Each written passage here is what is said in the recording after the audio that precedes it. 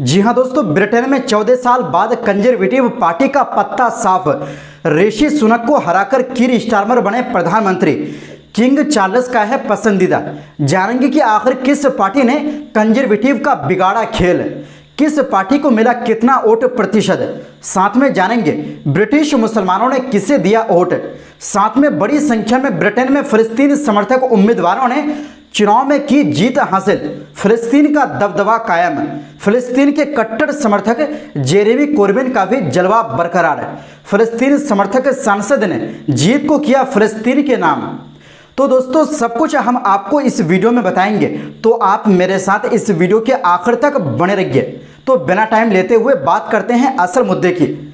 दोस्तों, ब्रिटेन में शुक्रवार 5 जुलाई को सत्ता बदल गई।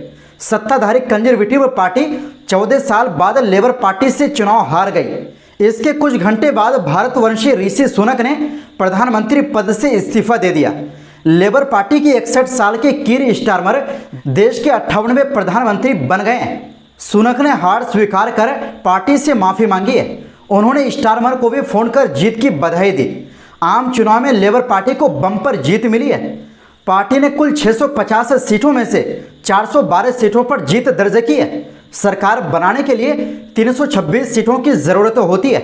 उधर कंजर्वेटिव 120 सीटों पर सिमट गई। ये कंजर्वेटिव पार्टी की पिछले 200 सालों में सबसे बड़ी हार है।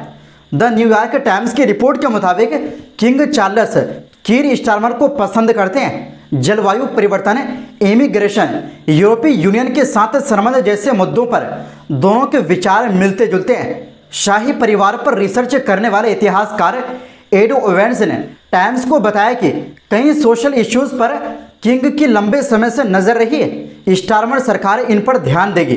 बकिंघम पैलेस से जुड़े कुछ लोगों ने बताया कि दोनों के बीच लंबे समय से अच्छे संबंध रहे हैं। साल 2014 में क्रिमिनल जस्टिस के लिए बढ़िया काम करने पर स्टारमर को बकिंघम पैलेस की तरफ से नाइटहुड का अवार्ड दिया गया था। दोस्तों, सभी के जहन में सवाल होगा कि इस बार ब्रिटेन के मुसलमानों का वोट किधर गया। तो दोस्तों, मीडिया रिपोर्ट में बताया जा रहा है कि लेबर पार्टी की कुछ नीतियों के कारण इस बार ब्रिटेन के मुसलमानों की तरफ से उन्हें काफी कम वोट मिले।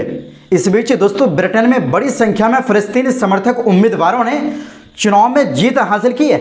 आपको बता दें कि फिलिस्तीनी समर्थक आजाद उम्मीदवार अयूब खान ने शुक्रवार को ब्रिटेन के आम चुनाव में लेबर पार्टी के लंबे समय से सांसद खालिद महमूद को 507 वोटों के मामूली अंतर से हराकर बकिंघम पेरी बार सीट से जीत हासिल की।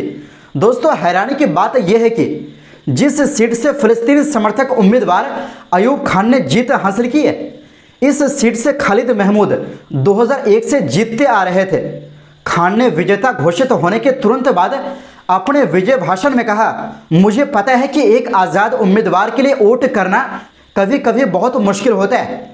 इसके बाद खान ने फिलिस्तीनी झंडे वाला स्कार्फ पहना और अपनी जीत गाजा के लोगों को समर्पित की। यही नहीं, फिलिस्तीनी समर्थक स्वतंत्र उम्मीदवार शौकत एडम ने शुक्रवार को लिसेस्टर साउथ के ईस्ट मिडलैंड्स निर्वाचन क्षेत्र में लेबर पार्टी के छाया कैबिनेट मंत्री जॉन एशवर्थ को हराया, जो ब्रिटेन के आम चुनाव में लेबर पार्टी के लिए सबसे बड़ा झटका है, क्योंकि ये सीट दशकों से लेबर पार्टी के लिए सुरक्षित सीट माना जा रहा था। यही नहीं दोस्तों, एक और स्वतंत्र उम्मीदवार अदनान हुसैन ने उत्तर पश्चिमी पूर्व औद्योगिक शहर ब्लैक बर्न में लेबर पार्टी के केट होलरना को हराया, जो इस बात का संकेत है कि गाजा पर युद्ध के संबंध में लेबर पार्टी का रुख कई मतदाताओं के बीच विभाजनकारी और विनाशकारी साबित हुआ। आपको बता दें कि अदनान हुसैन फिलिस्तीन समर्थक है और ये गाजा के समर्थन में कई बार आवाज उठा चुके हैं। हैरानी की बात यह है कि ये जिस सीट से चुनाव में जीत हासिल की है, यहाँ 69 सालों से लेबर पार्टी का कब्जा था। कुछ दिन पहले लेबर पार्टी से नाराज होकर एक समूह अदनान के सपोर्ट में आ गए थे, क्योंकि ये लोग गाजा नीति के कारण लेबर पार्टी छोड़ दी थी। यही नहीं दोस्तों, फिलिस्तीन समर्थक एक और उम्मीदवार इकबाल हुसैन मोहम्मद शुक्रवार को भारी बहुमत के साथ संसद के लिए चुने गए। उन्होंने वेस्ट यॉर्कशायर निर्वाचन क्षेत्र ड्यूसबरी और बैटली में लेबर पार्टी के हीथर इकबाल के खिलाफ लगभग 2 गुने वोट हासिल किए। दोस्तों, सबसे अहम जीत फिलिस्तीनी समर्थकों के लिए जेरेमी कोर्बिन की है, जो पूर्व लेबर पार्टी के नेता है। इन्होंने एक बार फिर जीत हासिल की है। उन्होंने इस्लिंगटन नॉर्थ में लगभग 50% वोट हासिल किए हैं। इस लंदन क्षेत्र में कोर्बिन का दबदबा कायम है और ये 4 दशकों से यहाँ अपने दम पर यानी स्वतंत्र रूप से जीतते आए हैं। वहीं दोस्तों, जीत के बाद अनुभवी वामपंथी और आजीवन फिलिस्तीन समर्थक प्रचारक ने मिडिल ईस्ट आई को बताया, फिलिस्तीन मतपत्र है और फिलिस्तीनी लोगों और उनके आत्मनिर्णय के अधिकार के लिए खड़े होने के अपने वचन पर खड़ा रहने का वादा करता हूं। दोस्तों, आपको बता दें कि 1983 से सांसद रहे कोर्बिन ने 2015 से 2020 तक लेबर का लीडरशिप किया, लेकिन जब उन्होंने फिर से चुनाव लड़ने का इरादा जताया तो पार्टी ने उन्हें उम्मीदवार के रूप में खड़े होने से रोक दिया और फिर पार्टी से निकाल दिया।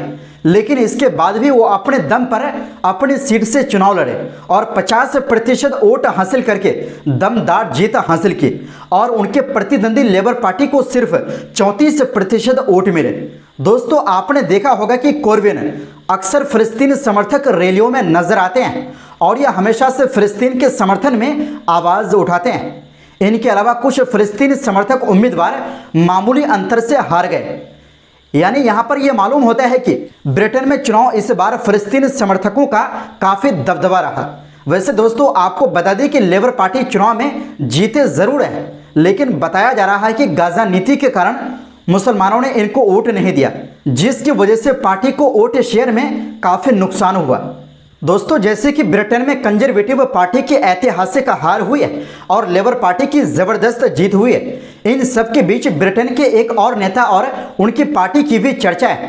नेता का नाम है नाइजल फराज और उनकी पार्टी है रिफॉर्म यूके। दोस्तों, इस पार्टी को सिर्फ 4 सीटें मिली है। अब आप सोच रहे होंगे कि 650 में से 4 सीटें जीतना कौन सी बड़ी बात है, इसे लेकर इतना शोर क्यों मचाया जा रहा है। तो अब जरा इस चुनाव के वोट परसेंटेज पर नजर डालिए। लेबर पार्टी का वोट परसेंट 33.9 यानी पिछले चुनाव के मुकाबले 1.7% ज्यादा। कंजर्वेटिव पार्टी का वोटर परसेंट 23.7 यानी पिछले चुनाव के मुकाबले 19.9% का नुकसान। लिबरल डेमोक्रेट पार्टी का वोट परसेंट 12.2 यानी पिछले चुनाव के मुकाबले 0.7% का फायदा। इन 3 प्रमुख पार्टियों के बीच रिफॉर्म यूके ने 14.3% वोट हासिल किए हैं। वोट प्रतिशत के हिसाब से रिफॉर्म यूके ब्रिटेन की तीसरी सबसे बड़ी पार्टी बन गई है। इससे पहले ब्रेक्जिट पार्टी के नाम से जाना जाता था। साल 2021 में पार्टी का नाम बदला और ये बनी रिफॉर्म यूके पार्टी। इससे पहले 2019 के चुनाव में ब्रेक्जिट पार्टी ने सिर्फ 2% वोट हासिल किए थे। इस लिहाज से देखें तो इस चुनाव में रिफॉर्म यूके पार्टी को 12% से ज्यादा का फायदा हुआ है। इन आंकड़ों को देखकर कुछ चीजें साफ साफ कही जा सकती है। मसलन लेबर पार्टी पिछले चुनाव के मुकाबले 1.7% ज्यादा वोट हासिल करने के बाद भी पिछले चुनाव के मुकाबले काफी ज्यादा सीटें मिली, यानी पिछले चुनाव से दुगुना। इधर कंजर्वेटिव पार्टी को सीटों और वोट प्रतिशत के मामले में भारी नुकसान हुआ है। कंजर्वेटिव पार्टी का वोट प्रतिशत कभी भी इतना कम नहीं रहा। विश्लेषकों का कहना है कि ब्रिटेन के ये चुनाव कंजर्वेटिव पार्टी की सत्ता से आजिज आ चुके लोगों की अभिव्यक्ति है। लोगों ने तय कर लिया था कि उन्हें कंजर्वेटिव पार्टी को हराना ही हराना है। यही वजह है कि जो लेबर पार्टी 2017 के चुनाव में जेरेमी कोर्बिन के नेतृत्व में लगभग 40% वोट लाने के बाद भी विपक्ष में बैठे थे, उसने इस बार लगभग 34% वोट के साथ भारी जीत हासिल की है। कंजर्वेटिव पार्टी को इस चुनाव में 20% वोट का नुकसान हुआ है। पिछले कई चुनाव में पार्टी के लिए शिद्दत से वोट करने वाले लोगों ने इस बार उसका दामन छोड़ दिया। ऐसा कहा जा रहा है, इसकी वजह अनेक है। लगातार हुए विवादों से लेकर कंजर्वेटिव सरकार की नीतियां जनता असंतुष्ट थी। पार्टी को वोट करने वालों ने इस बार दूसरे विकल्पों को चुना। इनका एक बड़ा हिस्सा गया रिफॉर्म यूके पार्टी के पास है। रिफॉर्म यूके पार्टी ने भले ही 4 सीटें जीती, लेकिन इस पूरे चुनाव में उसने कंजर्वेटिव पार्टी को अच्छा खासा नुकसान पहुंचाया। पॉलिटिको की एक रिपोर्ट के मुताबिक 100 से ज्यादा ऐसी सीटें रही जहां रिफॉर्म यूके पार्टी के उम्मीदवार दूसरे नंबर पर रहे। विश्लेषकों का कहना है कि ये चुनाव परिणाम बताते हैं कि आने वाले सालों में रिफॉर्म यूके पार्टी एक बड़ी राजनीतिक ताकत के तौर पर उभर सकते हैं। वैसे दोस्तों ब्रिटेन में फिलिस्तीनी समर्थक उम्मीदवारों के परफॉर्मेंस पर आप क्या कहेंगे, अपनी राय कमेंट बॉक्स में ज़रूर दें। तो दोस्तों इस वीडियो में बस इतना ही।